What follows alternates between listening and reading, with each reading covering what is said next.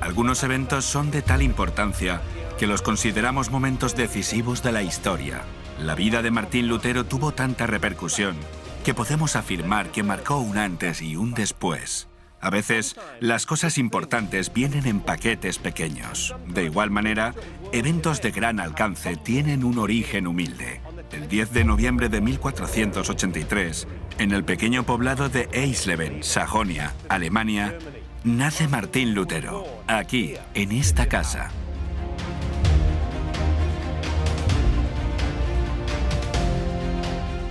Al igual que los apóstoles, Lutero no venía de la adinerada clase alta, sino de la clase pobre. Aquí en su casa podemos comprobar sus orígenes humildes. Sus padres eran pobres, pero honrados y laboriosos. Nunca se imaginaron que su hijo llegaría a ser un personaje emblemático en la historia del mundo. Su padre era minero. Trabajaba largas horas para asegurar una educación a Lutero. Deseaba que llegara a ser abogado. A pesar del trabajo duro de su padre, la familia era tan pobre que muchas veces Lutero tenía que cantar de puerta en puerta camino a la escuela a cambio de comida.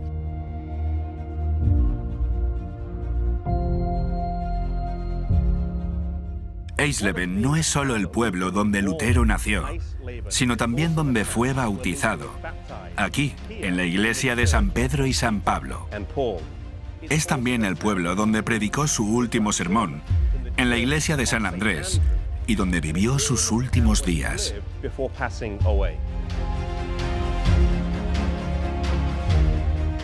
Martín Lutero ingresó en la Universidad de Erfurt, en este edificio detrás de mí, donde se entrega con pasión al estudio. Un día, estando en la biblioteca de la universidad, encuentra una copia de la Biblia latina. Nunca antes había visto una Biblia e incluso ignoraba su existencia. Había escuchado porciones leídas en el servicio, pero jamás la Biblia completa. Ahora, por primera vez en su vida, la contemplaba en su totalidad. Lutero se gradúa en el año 1502. 3 años más tarde, en el año 1505, se hace fraile en este monasterio agustino. Esto decepciona a su padre y tensa la relación entre ambos. Tienen que pasar 2 años antes de que padre e hijo se reconcilien. El deseo sincero de librarse del pecado y hallar la paz con Dios indujo a Lutero a buscar la vida monástica. Estando aquí en el monasterio, pasa mucho tiempo leyendo y estudiando la palabra de Dios. Había encontrado una Biblia encadenada a la pared del convento y era allí donde pasaba la mayor parte del tiempo. Lutero fue un monje de lo más piadoso. Si fuera posible salvarse por las obras, lo habría conseguido con toda seguridad. Lutero habría sido capaz de matarse a sí mismo por medio del ayuno, la penitencia y la abstinencia, si no hubiera llegado a conocer el Evangelio. Dios le dio un amigo, Staupitz, quien fue una gran ayuda para él. Era profesor de religión en la Universidad de Wittenberg y el vicario general de la orden monástica a la cual pertenecía Lutero. La historia es larga, pero lo más destacado de su relación es que Staupitz pronto se dio cuenta de que Lutero, aunque deseaba servir a Dios con todo su corazón, no estaba viviendo una vida centrada en el Evangelio. Dios usó a este amigo fiel para ponerlo en el rumbo correcto y hacerle comprender adecuadamente el Evangelio. De esta parte de la vida de Lutero, aprendemos la importancia que puede tener un mentor espiritual. Si eres un creyente veterano, conviértete en el mentor espiritual de alguien. Utiliza una parte de tu tiempo para ayudar a otra persona. No sabes el impacto que ese trabajo puede llegar a tener. Jesús fue el mentor de 12 discípulos y ellos cambiaron el mundo. Hagamos lo mismo. Cuando Lutero deja el monasterio, le proponen que sea profesor en la Universidad de Wittenberg. Estando aquí, se dedica al estudio de las escrituras en su idioma original y empieza a dar clases de Biblia, principalmente de los Salmos, las epístolas y los Evangelios.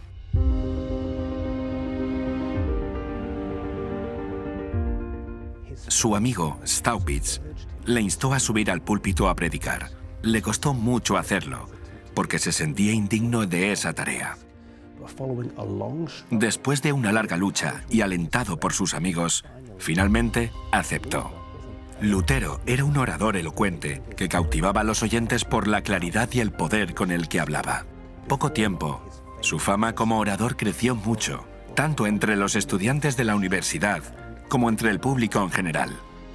Todo gran reavivamiento de la historia se ha basado en una gran predicación, y con la Reforma alemana no iba a ser diferente.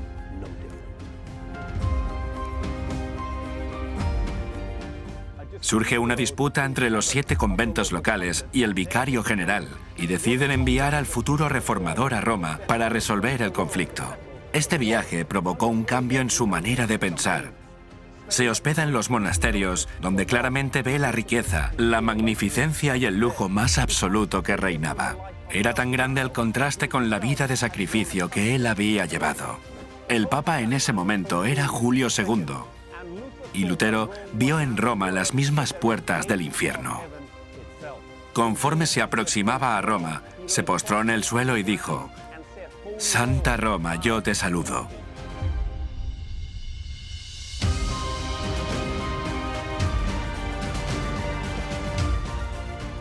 Pero al entrar en la ciudad, visitar las iglesias y ver los curas y monjes, se llenó de conmoción y horror. Vio entre las filas del clero el pecado público y vergonzoso. Escuchó chistes indecentes, maldiciones y sufría en busca de paz y consuelo. Él mismo decía que nadie se puede imaginar la clase de pecados que se cometen en Roma. Hay que ver y escuchar para creer, decía. La gente solía decir: si hay un infierno, Roma está edificada sobre él. Es un abismo que alberga toda clase de pecados.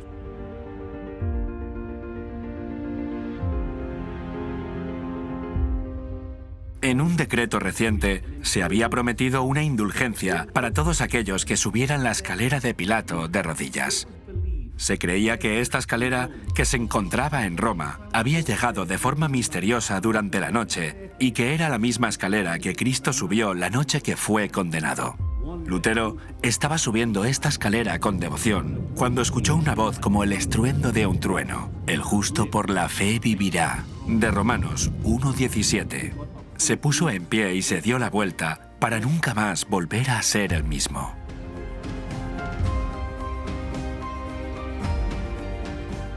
Volviendo de Roma, Lutero predicó su célebre sermón: «El justo por la fe vivirá», aquí, en la iglesia de Santa María de Wittenberg. Este era el tema que pesaba sobre la mente de Lutero y con el que luchó una y otra vez. Verdaderamente la reforma en Alemania giró en torno a la pregunta: ¿cómo puede el hombre ser justo delante de Dios? Esta es una pregunta con la que muchos siguen luchando hoy en día.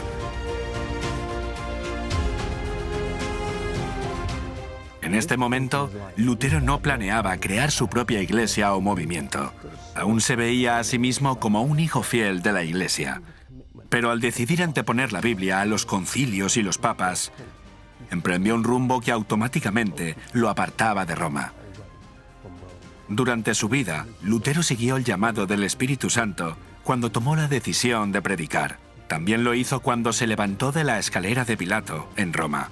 Fue fiel al Espíritu Santo, manteniéndose fiel en sus convicciones. Seamos leales a la conducción del Espíritu Santo en nuestras vidas. Permanezcamos firmes en lo que creemos, al igual que fieles a la palabra de Dios.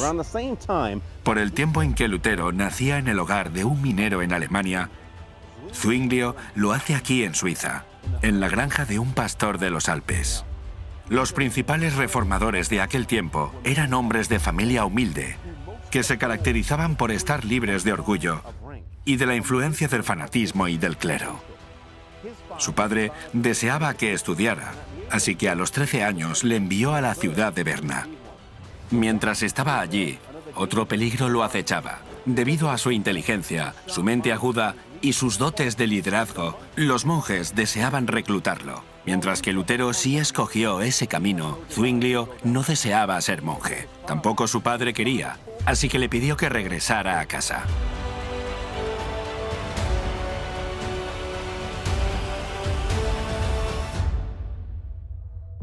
Zwinglio comenzó su ministerio en Basilea y trabajó en la misma época que Lutero, aunque entre ellos no mantenían contacto. Dios tenía una misión para cada uno por separado. Si Lutero predica a Cristo, decía el reformador suizo, está haciendo lo mismo que yo. Los que él llevó a Cristo son más de los que yo llevé. Pero esto no es importante. No llevo otro nombre que el de Cristo, cuyo soldado soy, quien es mi único jefe. No hay ni una palabra mía dirigida a Lutero, ni tampoco de Lutero dirigida a mí. ¿Y por qué? Para que quede demostrado cómo el Espíritu de Dios está en armonía consigo mismo, ya que los dos predicamos la doctrina de Cristo y estamos en armonía.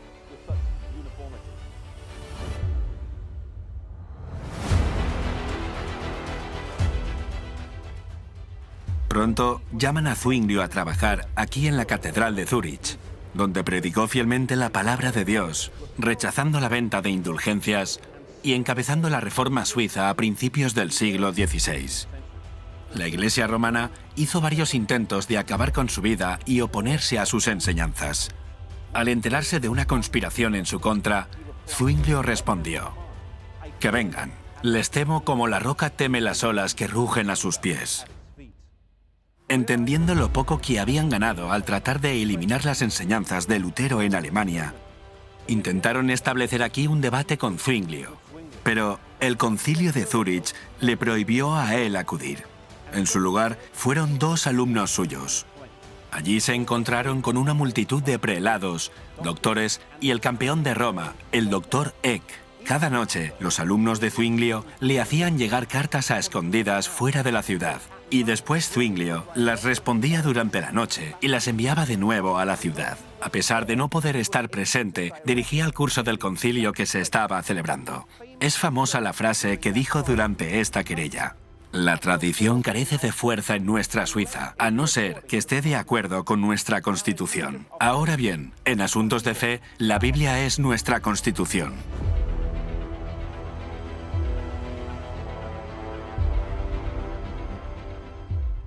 El contraste entre las dos partes no dejó de tener su efecto entre los que estaban allí presentes. Zwinglio continuó predicando fielmente la palabra de Dios aquí en Zúrich durante toda su vida. Dios había escogido a un hombre humilde, de origen humilde, para comenzar lo que sería una gran obra aquí en Suiza.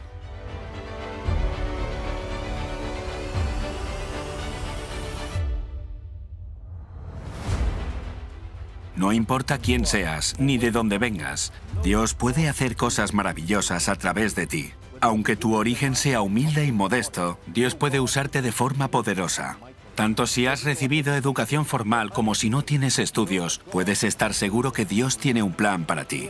En Suiza, Zwinglio fue un hombre de origen humilde, nacido en la granja de un pastor de los Alpes, y aún así, fue utilizado para empezar una poderosa obra de reforma aquí en Suiza. En 2 de Corintios 12:9, la Biblia dice: «Bástate mi gracia, porque mi poder se perfecciona en la debilidad». Dios es especialista en hacer cosas increíbles por medio de las personas más sencillas.